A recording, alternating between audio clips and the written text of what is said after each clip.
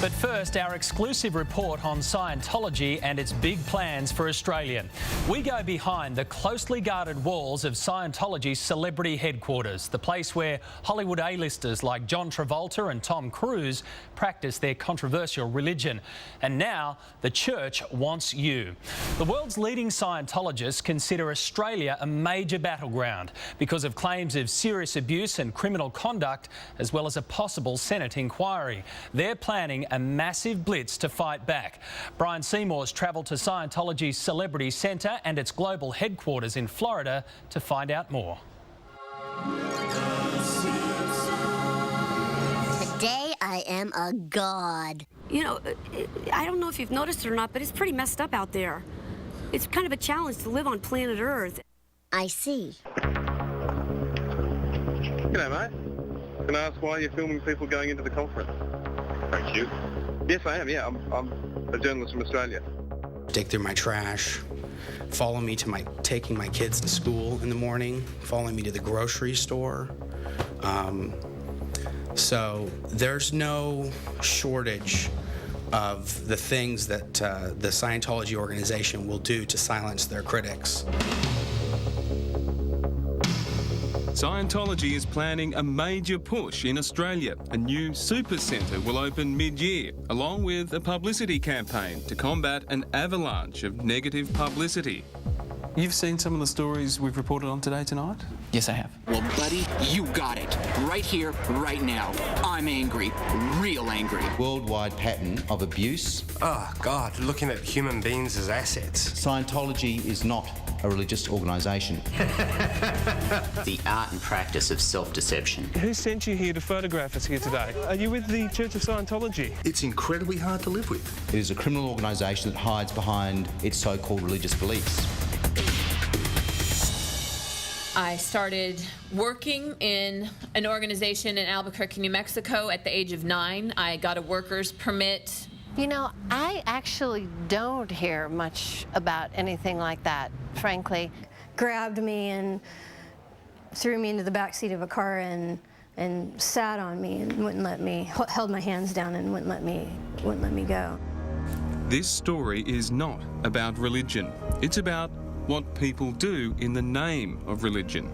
It's a test of faith, of sanity, and control. 'Cause I gotta have faith. I gotta have faith. Because I got to have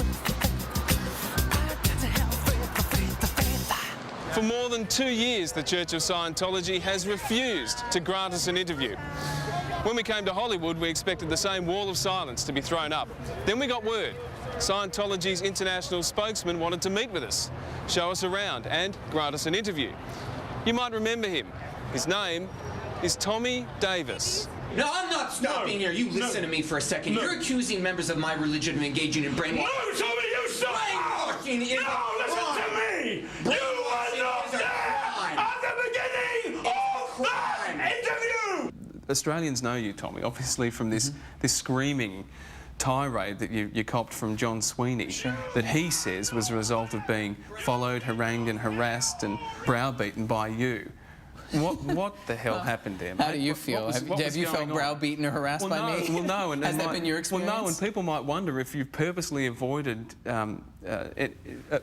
going me to present a very calm, relaxed. This is what I'm saying. People might wonder that when they juxtapose that. You did not hear or record all of the interview! With the Tommy I'm sitting in front of. Yeah. Are you a Jekyll and Hyde? No, I don't think so. What's been your experience? Well, I haven't seen that Tommy. Okay, good. Today. I don't think you will. but that's kind of the Jekyll, isn't it? Well, that was a pretty unique situation. Almost as unique as the different versions of the truth about Scientology. But the truth is out there, somewhere. Scientology said they'd help us to report it by graciously granting us exclusive access to some of their top celebrity adherents. Yeah, I think it's important to hear from people who actually are Scientologists and are practicing their religion. Practitioner number one is Tommy's mum, actress Anne Archer, famous for her role in Fatal Attraction.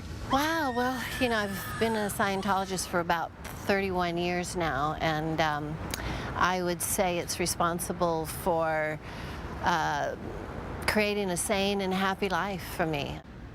Marisol Nichols, a favourite of fans of the hit TV show 24 and films like Vegas Vacation. I came into Scientology, still partying, doing drugs, that kind of thing. Struggling actress, not happy, very miserable, very single. I can answer that. Erica Christensen is a rising star who appeared alongside Michael Douglas in Traffic. I feel an intense sensation of being myself. And it's wonderful because the emotions that are not myself are all the ones that are not so awesome feeling, you know? What? What made you yell out that remark? I do what I feel like. And the most famous 10-year-old boy in the world who gives Scientology up to $10 million a year, Nancy Cartwright, the voice of Bart Simpson. Sounds good, sis. Just tell me what to do. Bada boom. I mean, it's like, wham, there you go. It was a new life for me. It was, well, not to get cross about it, but it just like, one of those things, finding a religion that you were started to embrace, meeting a guy and falling in love and then having a baby. And they all happened within such a short amount of time. And everything else has just been straight up for me. These lovely, talented performers are dedicated to Scientology. One of their key beliefs is the idea of past and future lives. Well, in Scientology, we believe that you come back. As a human? Absolutely. Has to be. You have to come back. No, it's not like reincarnation. It's you come back as a human being. Okay.